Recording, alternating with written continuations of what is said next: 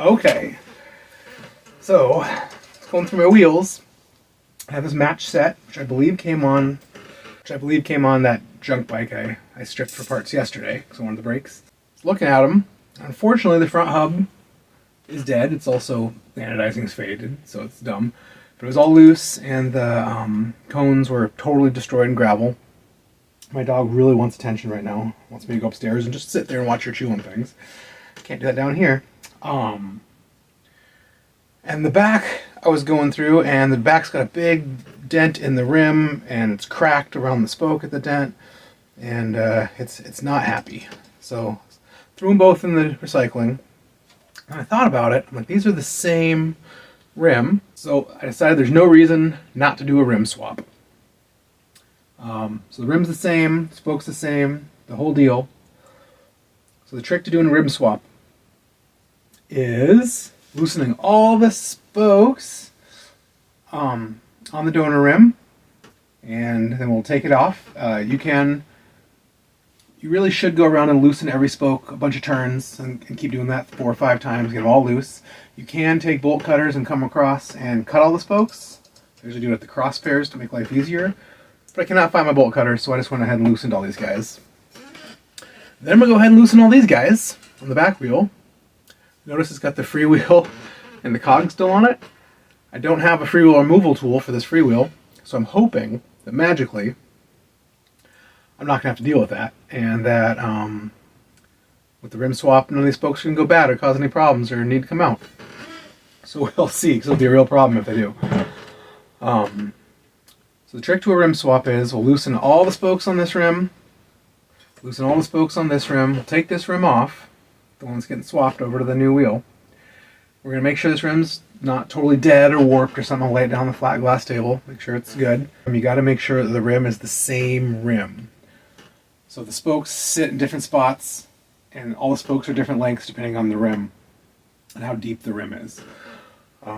So like if you're using an Open Pro, and you buy a new Open Pro, in theory, they're both the same generation Open Pro, it'll have the exact same, I think it's ERD,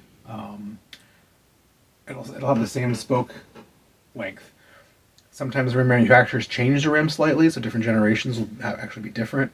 Sometimes you can buy a totally random wheel based on that, on the spoke length and the rim depth. I've definitely done calcs that way before and looked up and like, oh, well, this rim is, all the width and all the things I want and has the exact same advertised. Make sure it's the same so you can do the rim swap. So pop this guy off, make sure it's good. Then we're going to tape this guy to this rim. We'll line up the valve holes, use some masking tape and tape it on in a few spots, and we're going to walk every spoke over from the old wheel to the new wheel, one at a time. And once that's on, we're going to turn all the spokes until the threads are just hidden in the nipple. So we know they're all even. Then we'll go around adding tension, doing 2-3 turns, 2-3 turns, 2-3 turns, 2-3 turns. I usually do like 4. It's like 4, 4, 4, and then we go to like 2, 2, 2, 1, 1, 1, that kind of thing. And then we'll do our final tensioning and truing, and in the end, we ought to have a real nice wheel that is all round and true and evenly tensioned and should be all nice and strong, last a long time.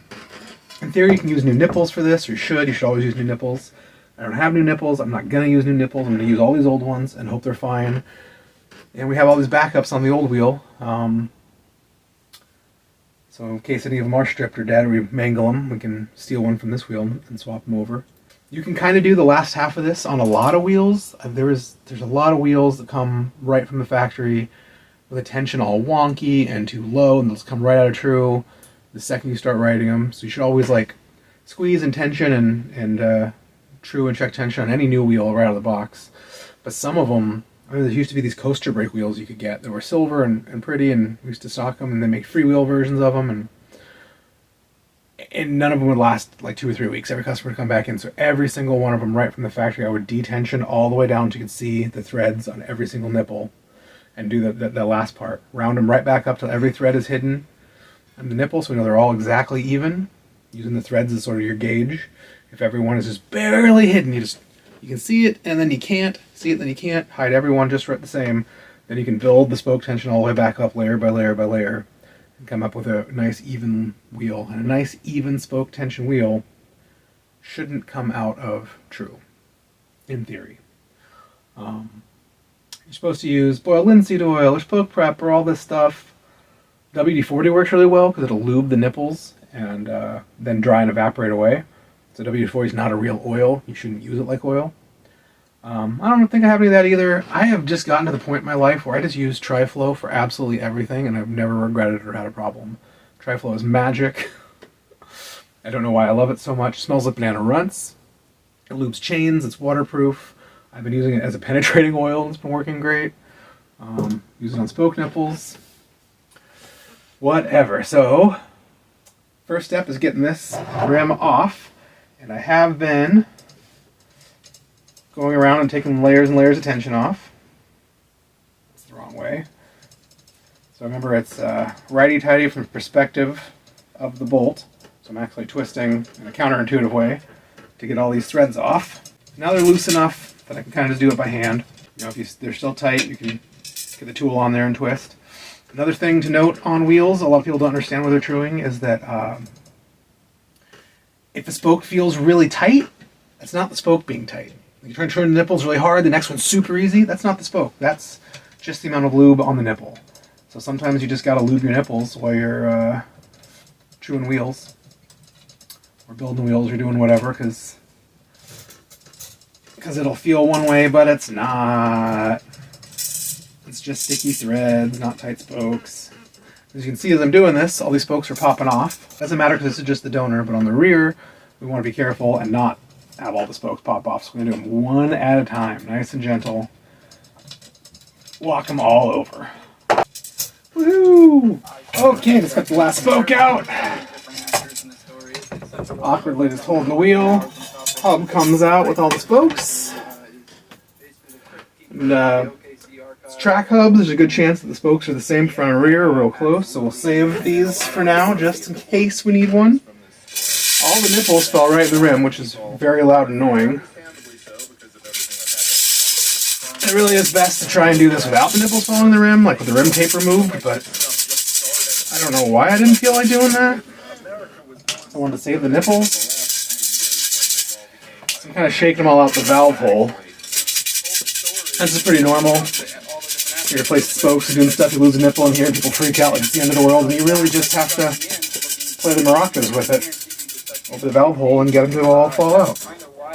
And eventually, it will. Definitely still one in here. Hey, listen to that. All gone. So I've got the rim on this glass table because it's pretty flat. So I can go around and touch it and make sure it's flat everywhere. It doesn't have a big wobble. You know, if it was bent, it'd sit up like that. You touch one side, it'd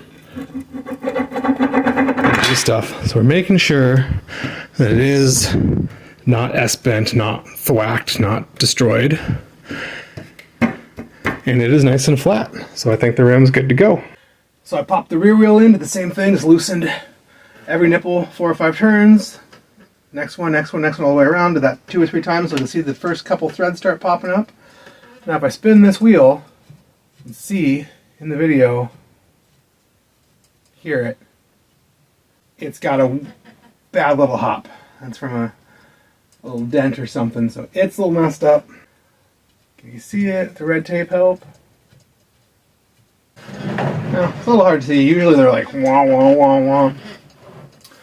So it all loosened up. So the next thing we're going to do is take out this horrible red plastic rim tape. Let's use like a screwdriver, use a little pick, use a little spoke if you want.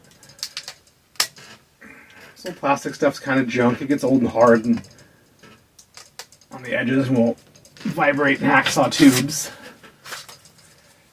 So, you know, it's not really worth saving, but I mean you can. It's more economical to save it, I guess, until it starts giving you flats. Pull this guy out and line the valve hole up. Now some wheels are drilled asymmetrically. So the nipples will actually have directions. Looks like one will be shooting off, like the actual holes, one will be shooting off to the left, one will be shooting off to the right. So you'd want your nipples to line up with the direction they're going.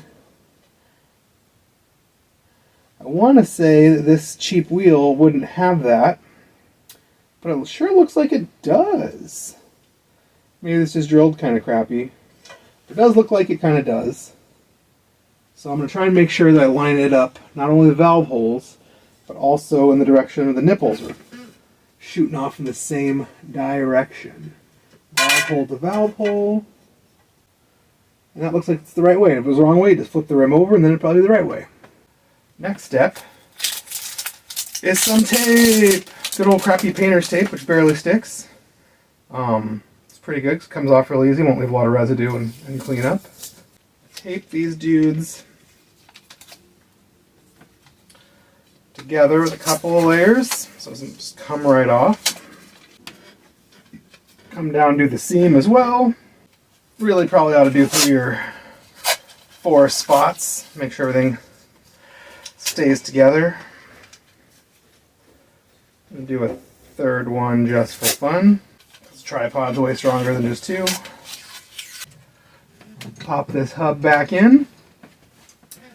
And now, the trick. Oh, I see a mistake. It's like, I don't need to remove the rim tape from the other side. That's clearly a lie. Now the tape's in the way, but we don't care. Because scissors exist.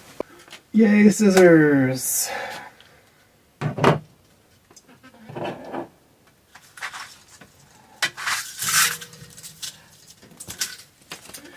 Okay. The trick is these nipples are long and deep. We use a screwdriver, use our fingers. We're going to try and move it out into the next one. It's going to be a trick with these deep V's. We're going to mess up a lot. It's going to be slow and painful. But we can just sort of start any old place. Nipple's nice and loose, so I can really loosen it all the way by hand. Or you can get on the back side of the screwdriver and twist it. I might even roll the stand up like we're checking for round. Just add a little friction to this wheel so it doesn't roll all over the place on me. All the way down here, and hopefully it'll fall right out the bottom.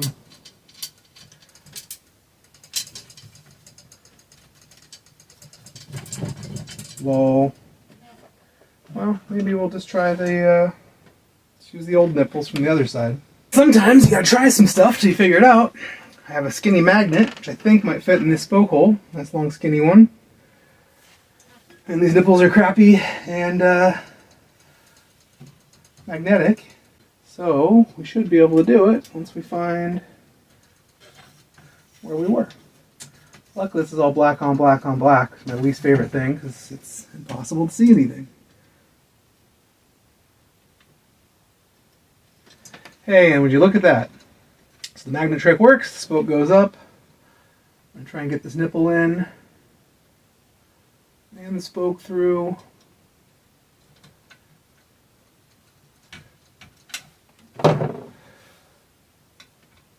Use the screwdriver to see if we can catch it and drive it. The nipple is just a long weird nut. And the spoke is just a long weird bolt. So you can just turn and turn and turn. And I think it's catch the threads. It's turning, it's going up.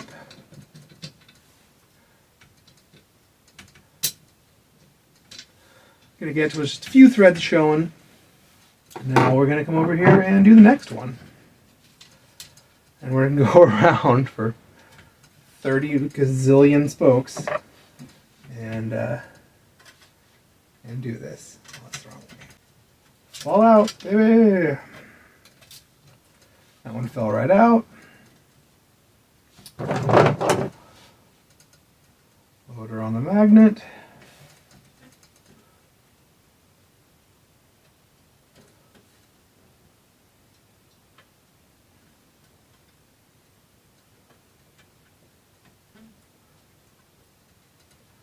Attempt to poke her through.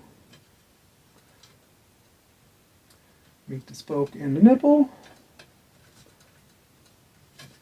See if we can get her started.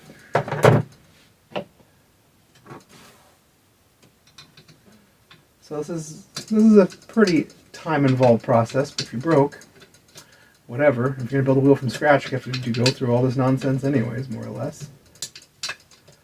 Come on, find that nipple. They do make a cool tool called a nipple driver. It falls right in. You can ratchet and turn. I don't have one. Do it the hard way with the screwdriver.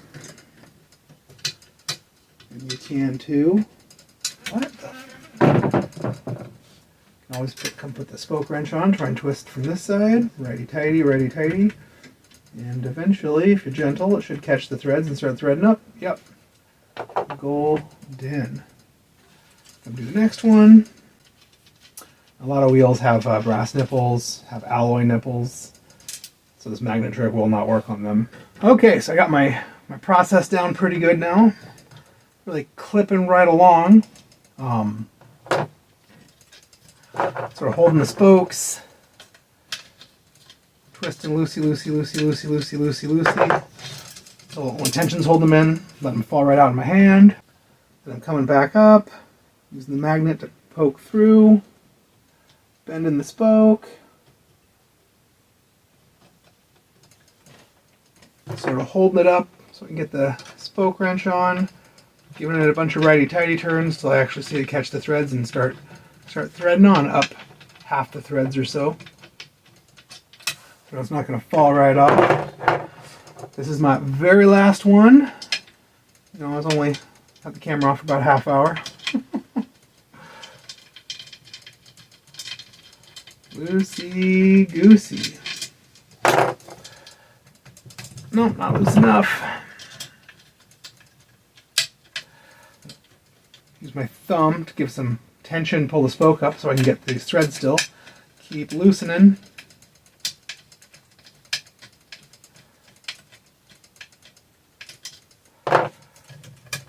Now it comes out, falls right out. Can use the toothpick. I'm using this magnet. Nipple loading.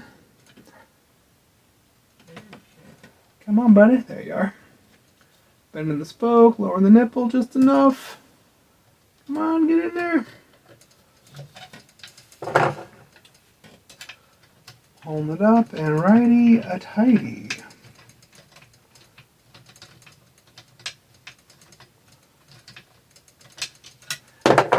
And there we have it. Every spoke walked over one at a time, so all the crossing stays the same.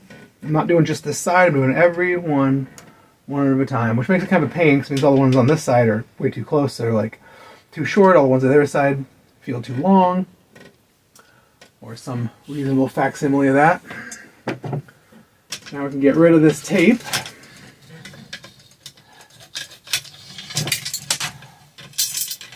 Yes, I dropped several nipples in there and used a bunch of nipples off the spare nipples off the other rim. So we'll hear some of those fall out as we go. No big deal, we want them all out anyways.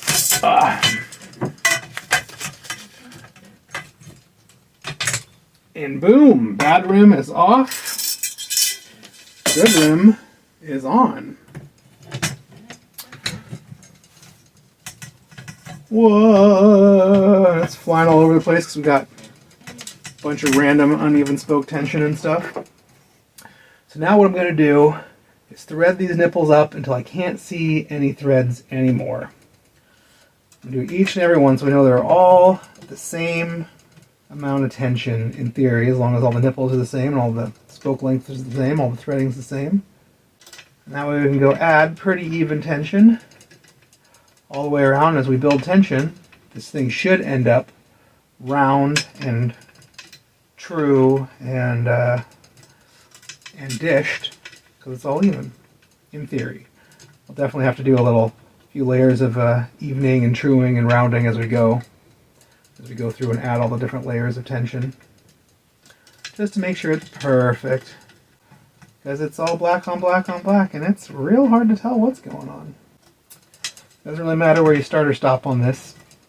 With most things on wheels, I like to always do it the same. I always try and start and stop on the valve hole. Unless the sticker's real big and bright and easy to see from your angle, and sometimes I'll do that because the sticker's always on the seam. So you're exactly opposite the valve hole. So they're always going to be the same. You really do want to get them as even as possible, hoping all the spokes are the exact same length and cut. The thread's exactly the same. These ones look like they might not be. Like some of them might have had some half-ass threads cut at the top. So that can make it more tricky, but we'll get there. Still looks absolutely terrible. Hopefully this rim's round. Woo! Okay, and I'm going to go back and find my valve hole. And we're going to add our first layer of tension. Valve hole. I'm going to go 1, 2, 3, 4, 5, 6, 7, 8 half turns, so basically 4 full turns. 1, 2, 3, 4, 5, 6, 7, 8. Very exciting, riveting stuff. 1, 2, 8. I think I'm actually doing 8 full turns, which I usually do like 4 and 4 and 4, but I'm in a rhythm, I'm going for it. 7, 8. So basically doing 7.5 because I'm starting on this side and counting 1 every time I get the open side facing out. So 1, come all the way around, 2, come all the way around, 3, come all the way around, 4, come all the way around, 5, come all the way around, 6, come all the way around, 7, come all the way around, 8. We're really only halfway around? Holy shit. Oh boy. 1, 8. I think I'm definitely doing too many turns. Usually it takes like 12 or 14, but I feel like this rim's already getting kind of tight at the halfway point. So we'll see what happens. You want it to be in a low working tension with your first round and true and stuff. You don't want to do that all ramped all the way up. Just makes everything harder. 1, 2, 3, 8. Like I might have said before, just because this is getting real hard to turn doesn't necessarily mean that it's tight. It might just mean the threads are tight, the nipple's tight, there's some burrs in there. Them being loose or tight isn't necessarily about the spokes being loose or tight, even though this do feel pretty tight now. It's really just about the nipple being tight in the threads. I feel like maybe this one was a little bit so loose it was probably a little bit too high on those threads, you know. Didn't have it exactly even.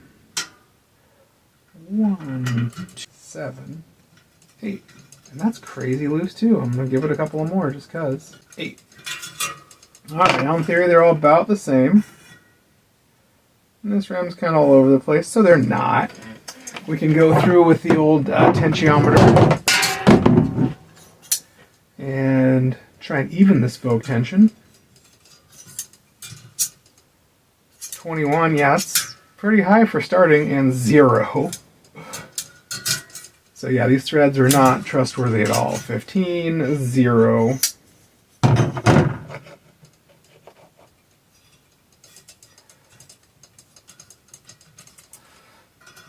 Ramp up these zeros a couple of turns. To wash my hands. I almost feel like I might be getting high from having this lube all over my hands for an hour. Yeah, that nipples unfortunately were not trustworthy at all. Ramp up these loose ones just a little. Wiggling them back and forth to feel any that are crazy loose. I've definitely done this before, and really on silver stuff, and really with high quality spokes, I really counted the threads, and this worked really, really well. It's cheap stuff. It's being a butt.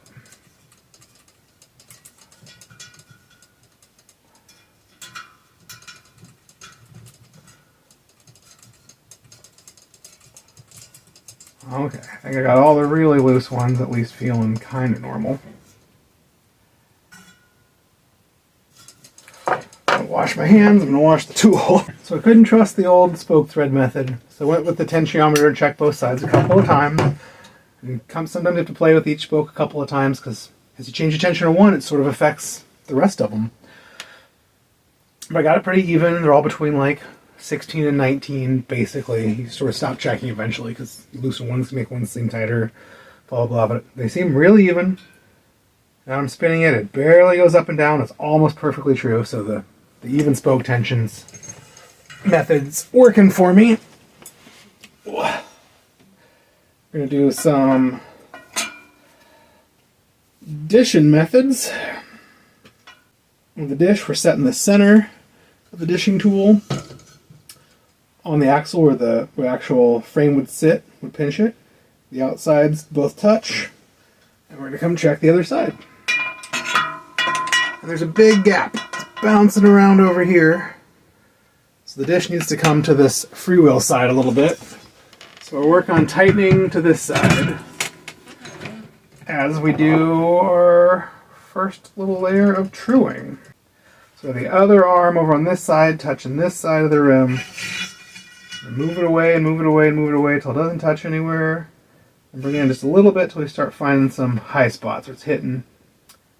And we'll pull the rim this way.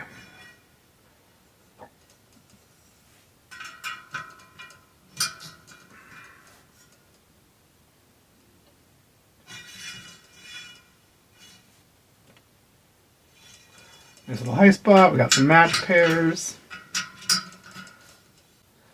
Trying to do big quarter turns on just those match pairs. We're still real early. Don't want this thing to get finicky on us.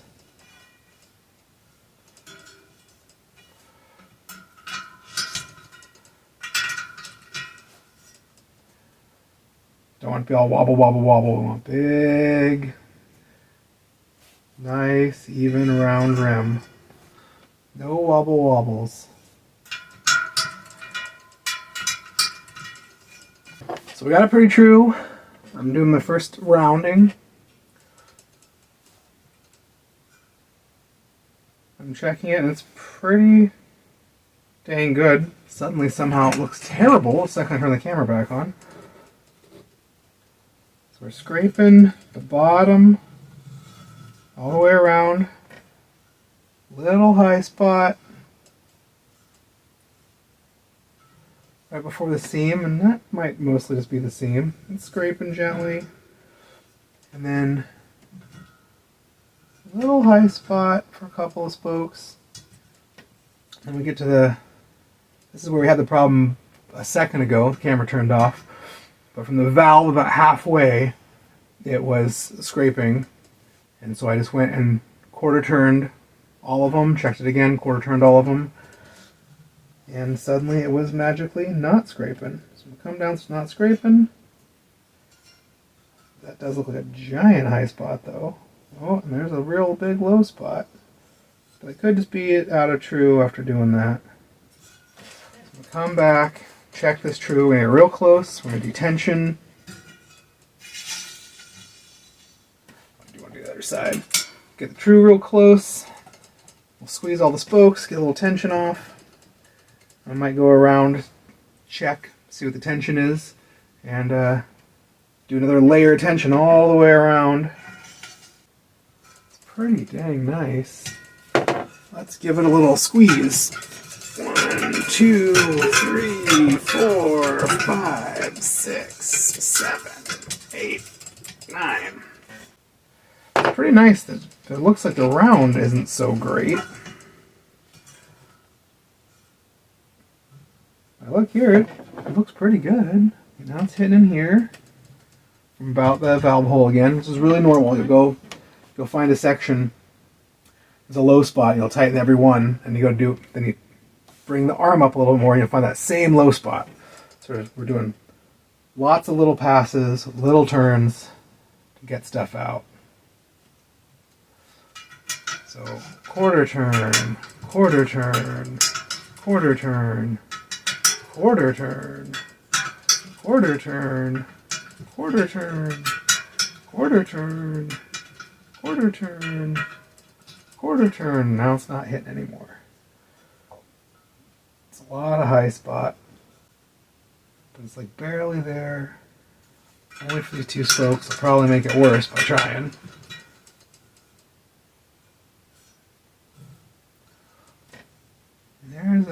There's a low spot. Oh, and we're back into our... As we do this low spot used to be from the valve hole halfway around the rim. And now it's from 3 or 4 spokes past to only about a quarter way around the rim. So it is coming out. Turn. We're quarter turning every single spoke on this low spot. So we're sucking the wheel up instead of making it come all out of true and weird. We're on the same low spot again. At some point I might have to say this rim is not super high quality, and Doesn't matter if it's a little bit low. We'll hop in it right after the seam on both sides. Let's come back up and check the true. Oh, it's so nice. Let's check spoke tension.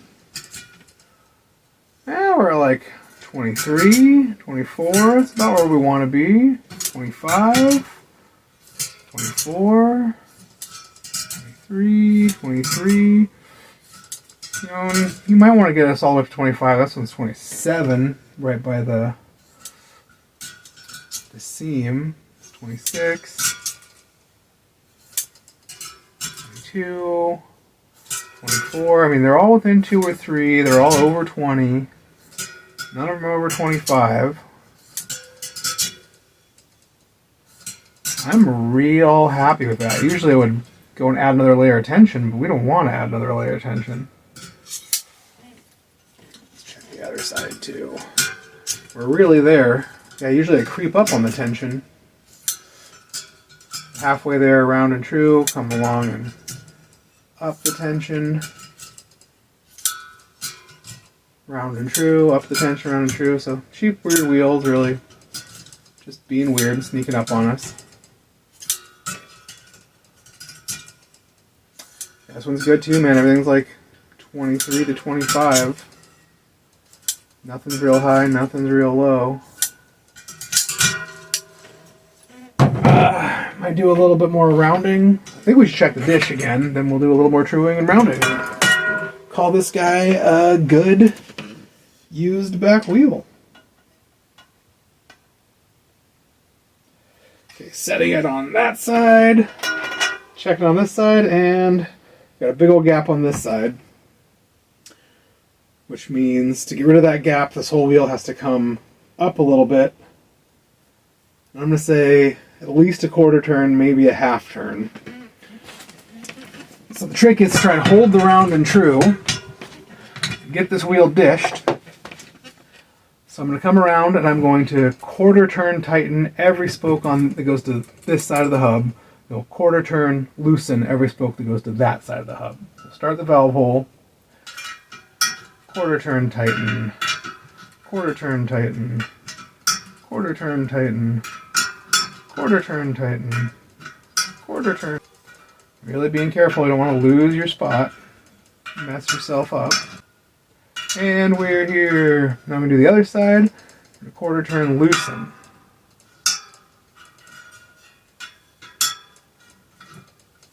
Take your time, don't get messed up.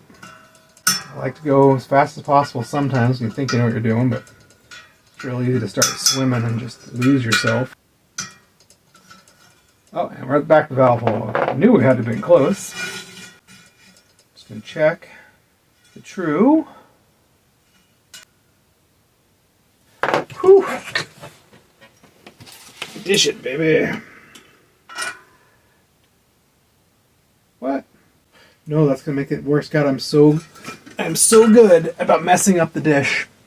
Because all the time I'm like, oh, that gap's got to come this way towards the gap. No, it goes the other way. I just made it worse by going the wrong way. I've got to tighten it towards the freewheel side. You got to tighten it towards the gap to make the gap go away. No, that makes the gap bigger.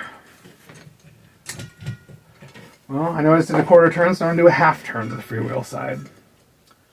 I'm really good at doing that basically every time. I really stop and think about it. Okay. Half a turn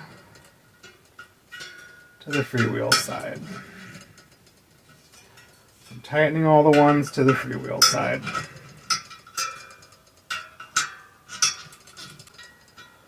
Now the ones that go to the other side, I'm going to do the same thing, half turn looser. Alright, let's check the true, then we'll check the dish. Oh, it was so much better before. It's still real close. Oh, this tape is running forever. It's going to take so long to edit. Let's just check the round, just for fun.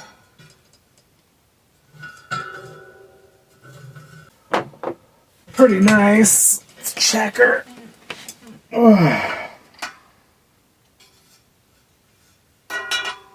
Ooh. Same gap on both sides. Let's get this thing down, get rid of that gap.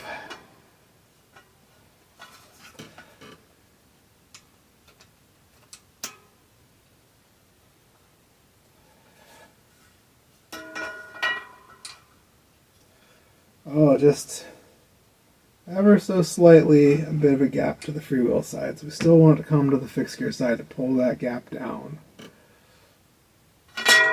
But it is so close.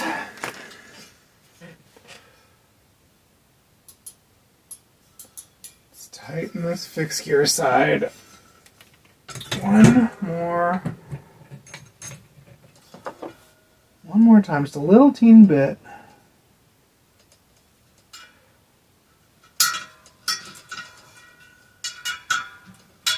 Just gonna do eighths.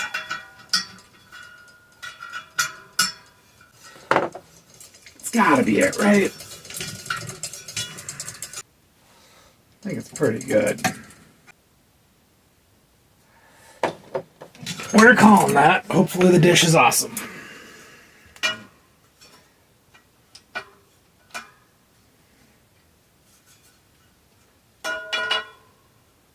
And now the dish is perfect. There's a millimeter gap on both sides. It's perfect. Tension on this dude is up plenty high. Yep. Checking in a couple spots. It's like 24. 24. 24. 25. 25. This thing is totally tight. We took 2 wheels out of the trash and made one good single speed back wheel. So just having a pile of recycling. Sure, it took a couple of hours and wasn't super fun. My back hurts a little bit, but you know, better than throwing stuff away and going and buying another junk wheel is probably worse. And on this one, we at least know that spoke tension's all even, round, and true. There's nothing wrong with the rim. I'm a big fan of it now. The hub feels real smooth. I'm going to go ahead and overhaul it, clean this thing, and probably end up putting this on the old Bridgestone 400 build. Because now it's the nicest one we got. I think it actually matches that front Shimano a little bit better. I feel like these freewheels are real small. 1, 2, 3, 15, 16. Yeah, 46, 16 is way too much. If I still got like that bigger one, it's like an 18 or 19 or something. That'll be better. So we still got to get this freewheel off. I ordered some tools through my friend's shop. See if they come in. If not, he's probably got some on the wall. We can go in and pop them off. So beautiful. And we got some dead junk. So this is the old rim. You can see it's definitely, I don't know why it won't focus since it's all blurry, but it's definitely bent. Not much, but enough you can really hear it. Just a little from that hit, but it's enough.